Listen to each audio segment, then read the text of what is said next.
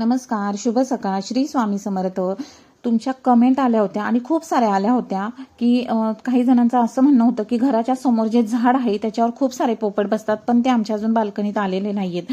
तर मला ह्या आधी पण ह्याच कमेंट आल्या होत्या आणि त्यांना मी पर्सनल उत्तरं दिलीत आणि आता परत एकदा मी तुमच्यासाठी व्हिडिओ घेऊन आले की काही जणांचं असं पण म्हणणं होतं की समोरच्या वायरवर पण पोपट बसतात, पण ते अजून आमच्या बाल्कनीत आले नाहीयेत. तर मी त्याकरताच व्हिडिओ घेऊन आले. पहा, पोपट तुम्हाला आवडतात ना, मग आपला व्हिडिओ संपूर्ण पहा, म्हणजे ना तुमच्याच बाल्कनीमध्ये एवढे सुंदर पोपट येतील आणि तुम्हाला पण समजेल की किती वेळ लागतो पोपट येण्यासाठी, त्यांना काय आवडतं किंवा पोपट कसे असतात, आपल्या बाल्कनीमध्ये अटॅच व्हायला त्यांना कशाची गरज आहे, ह्या सगळ्या गोष्टी मी तुम्हाला सांगणार आहे. त्याकरता व्हिडिओ शेवटपर्यंत पहा. आता जे पोपट आहे ते तुमच्या बाल्कनीत येण्यासाठी आधी तुम्ही काय तयारी करायची आहे की तुमच्या बाल्कनीला ग्रिल असू द्या किंवा तुमची बाल्कनी ओपन असू द्या, तुम्हाला एक तरी काठी, चांगली जाड काठी बाहेरच्या बाजूनी लावायचीच आहे. जरी ते वायरवर बसले ना पोपट, तरी त्यांना सुरक्षित जागा हवी असती, म्हणून ते असे येतात आणि पहिले काठीवर बसतात. म्हणून काय करा, एक काठी लावा, कसंही करा, पण एक काठी त्यांच्या सुरक्षित जागा त्यांच्यासाठी द्या. एक काठी लावा आणि पहा, ते तुमच्या बाल्कनीत सुद्धा येतील. जर ते झाडावर बसतायत, वायरवर बसतायत, तर ह्याचा अर्थ की त्यांना तुमच्या बाल्कनीत यायचं आहे. तर आता मी तुम्हाला सांगणार आहे की सगळ्यात आधी तर पोपट हे खूप हुशार असतात, खूप सावध असतात. त्यांना नवीन जागेवर यायला थोडा वेळ लागतो, त्यांचा लवकर विश्वास बसत नाही. जसं की आता तुम्हाला माहिती आहे की एखादा माणूस आहे किंवा एखादी व्यक्ती आहे जी आपल्या ओळखीची नाहीये आणि ती आपल्याला म्हटली की तुम्ही आमच्याकडे जेवायला या, तर आपण जाऊ का? हो, तसंच या पक्ष्यांचं पण आहे. त्यांना पण थोडासा वेळ लागतो आपल्यावर विश्वास ठेवायला. म्हणून तुम्ही असं संयम ठेवा. पहा की ते पक्षी येण्यासाठी आपल्या बाल्कनीमध्ये संयम ठेवणं फार गरजेचं आहे. असं होणार नाहीये की आज आम्ही दाना पाणी ठेवलंय आणि दुसऱ्या तिसऱ्या दिवशीच पक्षी आले पाहिजेत, असं अजिबात होणार नाही. सुरुवातीला पोपट येणार लांबूनच निरीक्षण करतात आपल्या घराचं, आपल्या बाल्कनीचं. ते पाहतात की नाही, ते माणसांची खूप एजा तर नाहीये ना, किंवा कुत्रा मांजर तर हिथं नाहीये ना, त्यांना खूप मोठ्याने आवाज झालेले सुद्धा चालत नाही.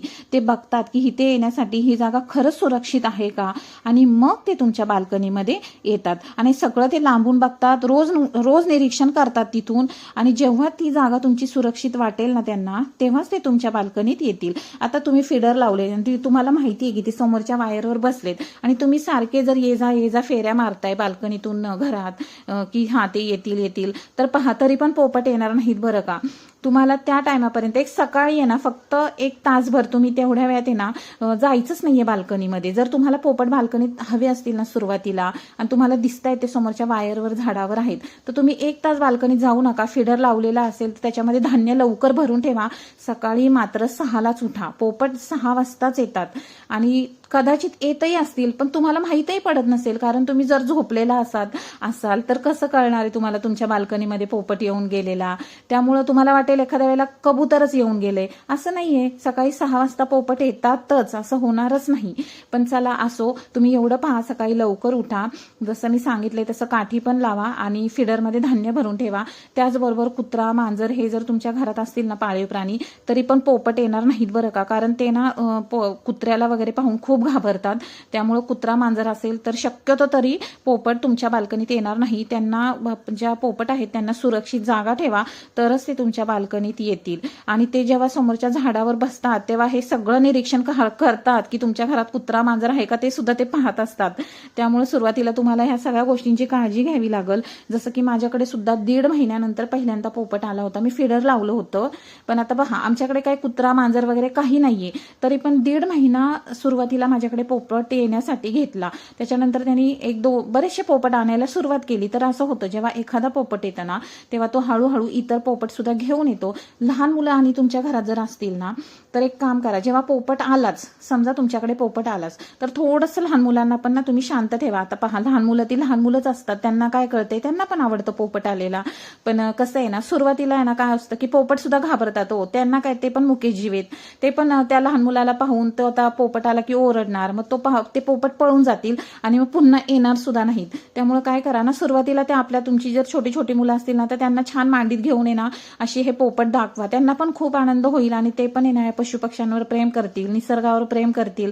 आणि काही दिवसानंतर आहे ना तुम्हाला खरंच सांगते मी, आज माझ्या घरामध्ये तर असं दृश्य आहे की आमच्या घरातल्या सगळ्या जणांच्या हाताने हे पोपट खाऊ खातात. माझे मिस्टर असून द्या, माझ्या मुली, कोणी पण, सगळ्यांच्या, म्हणजे अगदी आमच्या एकदा पाहुणे आले होते तर त्यांच्या पण हाताने ह्यांनी खाऊ खाल्लाय.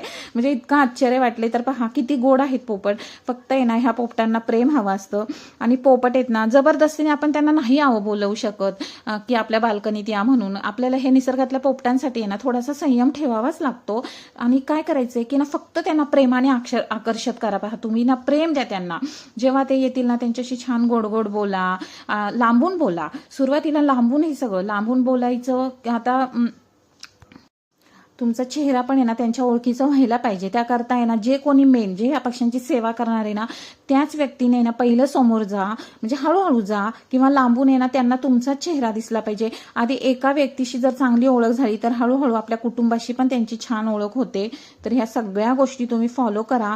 आणि पहा तुमच्या बाल्कनीमध्ये सुद्धा लवकरच पोपट येतील. आता जसं काही मी म्हटलं की पावसाळा पण आलेला आहे. बिचाऱ्यांचे ना पावसाळ्यामध्ये पक्ष्यांचे खूप आहे ना खाण्यापिण्याचे हाल होतात. अतिशय वाईट वाटतं ह्या गोष्टीचं. तर तुम्ही पावसाळ्याच्या आत आहे ना ह्या पक्ष्यांची सोय करा, त्यांच्यासाठी फिडर लावा. पहा पावसाळ्यात तर पोपट येतीलच, म्हणजे मला तरी असं वाटतंय. फिडर लावा. चिमण्या असतील तर त्यांच्यासाठी एखादं घर लावा, कारण चिमण्या पावसाळ्यात आहे ना पिल्लांना जन्म देतात. आता माझ्याकडे सुद्धा मागे असं 2 वेळा झालं होतं. तर चिमण्यांसाठी सुद्धा एखादं सुंदर घर लावा. त्याचबरोबर तुम्ही काय करा, जे चिमण्यांसाठी जे खाऊ ठेवता ना तो वेगळा कॉर्नर करा.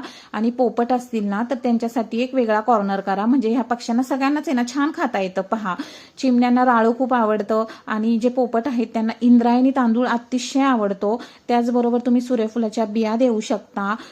शेंगदाणे त्यांना अतिशय आवडतात, पण शेंगदाणे फिडरमध्ये जास्त ठेवू नका, अगदी थोडेसेच ठेवले तरी चालेल.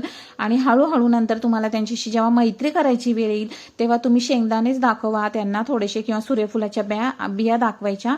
म्हणजे ना ते आपल्या जवळ पण येतात आणि छान आपल्या हाताने खाऊ खातात. तुम्हाला आजचा व्हिडिओ कसा वाटला ते कमेंट करून सांगा.